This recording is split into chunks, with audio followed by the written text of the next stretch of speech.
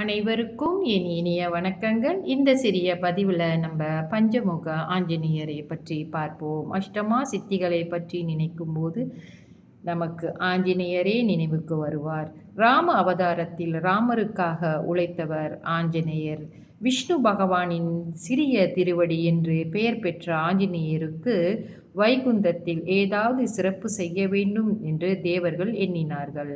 அவர்கள் ஆலோசனைக்கு பின் வரப்போகும் யுத்தம் ஆஞ்சநேயர் பிரம்மாவாகவே இருக்க வேண்டும் என்று முடிவு செய்தார்கள். பூலோகம் வந்த தேவர்கள் ஆஞ்சநேயரிடம் பிரம்மாவின் பதவிக்குரிய சின்னங்களை அளித்தார்கள். ஆனால் ஆஞ்சநேயரோ ராமநாமமே எனக்கு மனநிறைவு தருகிறது என்றார். அப்போது விஷ்ணு பகவான் காட்சியளித்து, ஆஞ்சநேயா, பிரம்மாவின் படைப்பு விந்தைகளை உனக்கே தெரியும். கிருஷ்ண அவதாரத்தில் நடக்கும் பாரத போரில் அர்ஜுனனின் தேரில் கொடியாக இருப்பாய். நான் தேரோட்டியாக இருப்பேன். அப்போது நான் செய்யும் கீத உபதேசம் அர்ஜுனனுக்கு மட்டுமல்ல, உனக்கும் தான் என்று கூறி ஆஞ்சநேயரை சம்மதிக்க வைத்தார். ஏற்கனவே அஷ்டமா சித்திகளை பெற்றிருந்த ஆஞ்சநேயர் பிரம்மாவின் வேலைகளையும் செய்ய மேலும் 4 சக்திகளை பெற்றார்.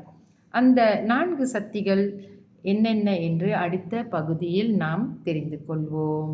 நன்றி, வணக்கம்.